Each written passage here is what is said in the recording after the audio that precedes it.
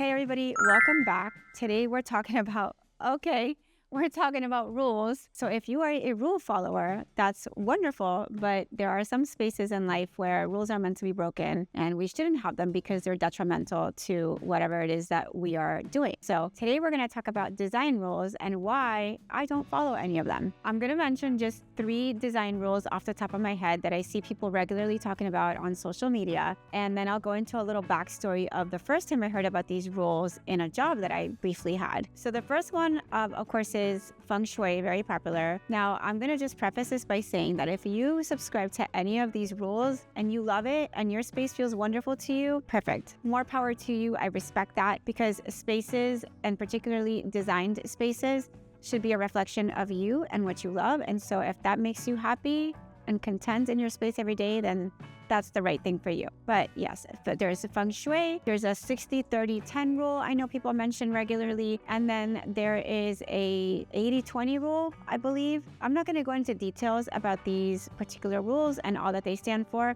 For that, if you guys want a brief explanation, there's a quick Google search. It'll give you a brief explanation and it tells you kind of what the parameters of each rule is. But why don't I subscribe to any design rules? Well, it's pretty simple, and it has to do a lot with my background growing up in art, in fine arts. Really, I think that if you're an artist or any type of creative person in any application that is creative, when you have rules in place, they limit your creativity. And that becomes an issue because rules will create a box around you and you may not explore other avenues that you may have explored without those parameters in place, right? In other words, really stifling potential creativity. So that's why I don't subscribe to any rule. Now, also, I said in a previous video that your space will dictate, obviously the size and dimensions of your space will dictate how your furniture is going to be laid out, how your design is going to be laid out, but also the pieces that you particularly bring with you that are important to you, those also dictate how your space is laid out. It's not just the dimension of the room, but maybe you have a very large sofa and there's only one way it can be oriented, for example. So the things that you bring with you that are important to you will also dictate how the space is going to go. So you have to really be open to those things and not be so closed into a certain rule because it will limit you in your thinking and in your application of the design for that day. So let me give you guys a little background. When I was in 5th grade, yes, we're talking about elementary school, I remember my art teacher, he was really particular about supporting his students in the way that he did, where he knew best that he could. And he helped me apply to an art program, which I got into with his help. And he said to me upon this application, hey, listen, if you end up going to this art program, I just want to tell you something. I don't want you to be boxed into rules because once they box you in, your creativity is done. Always make sure you're true to yourself and your style and what makes your heart happy, because that's where your most creative self, your true self, is going to come out. So I never forgot that. And I think he's right. You know, I always approach each room differently. It's a feeling that I get when I walk into the room. It's almost like the room will talk to me. It'll tell me what it needs. And my feelings will guide me through this design process, because design is really not a thinking, it's a feeling. And that's the same for the person entering the room. It's the feeling that the design gives them. That's the most important thing. So remember that. So let's talk about this 60-30-10 rule that I say I keep seeing out there regularly. Well, that actually came back into my future a few years back. I briefly had a job. I was in a trial at this job and they were setting up a house where a whole gallery wall needed to be put up. This client was moving and they were going to build a house. So they were temporarily in this space maybe for about a year or two while their house was being built. So they needed to put up all this artwork. And one of the other employees that was above me, she said to me, well, you know, what are you thinking? Then the boss came in and the boss asked me, well, what's your opinion on how to place this art? So of course, again, like I said, design is more of a feeling to me. So I just decided, well, what feels right to me here? What feels right to me there? There were different shapes and sizes of this artwork,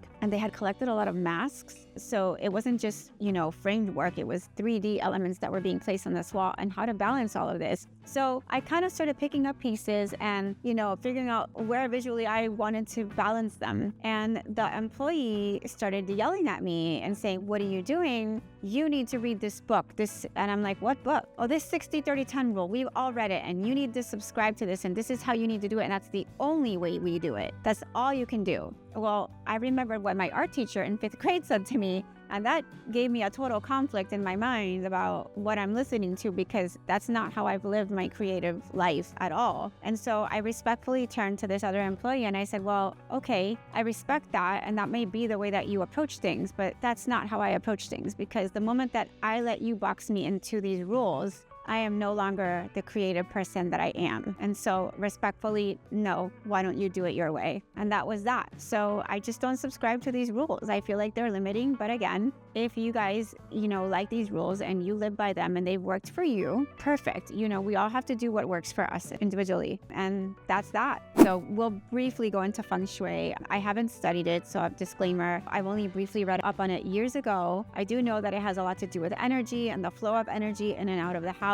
and windows and doors are important, and directions where furniture is facing is also important to them. But what I've often wondered about feng shui is, let's say me as a designer, I feel like I want to put the sofa here, but the feng shui rules dictate that I cannot put it here and it has to be here. But visually, I don't like it there, or the room layout doesn't allow for it to really be here, but it should be here. So I've often wondered how people who subscribe to this particular way of thinking reconcile those kinds of conflictive thoughts if they feel design-wise that something should be one way, but the feng shui rules dictate it's another. I'm not sure that I would be able to reconcile that, because I know myself and it would bother me incessantly if I don't have it the way that I feel that it should go. So that's all I have to say about that. Like I said, I respect all of these rules and people who follow them for whatever reasons they think are important to them. If it works for you, I'm all for it. So let me give you just a quick breakdown of not following the rules and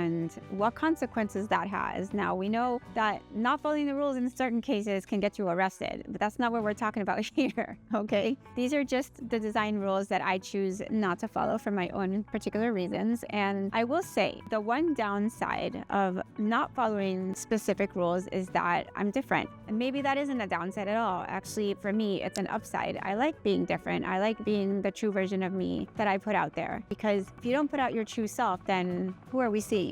We want to really see you, or the version of you that's the truest form of you. And I think creative people, it's their expression that's the true form of self that they put out there. That's how they show the world who they are. So yes, not following any of these rules maybe doesn't get me a lot of design jobs, or more jobs that I could have gotten maybe that I now don't get because I'm too different and people don't get my style, or they think it's too funky for them. Maybe, I don't know. I'm just making this up in my head, but I think just by experience, just seeing what's out there, living in Miami, looking at design magazines, specifically in Miami though, I see a lot of the same repeated, the same neutral, the same like white epidemic, that's what I call it. That's just kind of bland and boring to me. I get that it's a very minimalist approach and some people like that, but I feel like it needs life and warmth and texture and happiness injected into it. And that's where my style comes in. So yes, I don't subscribe to these rules, and perhaps the people who do in this neutral game here where I live, they do get all the design jobs. But that's what makes me appreciate the one person that comes to me for help, because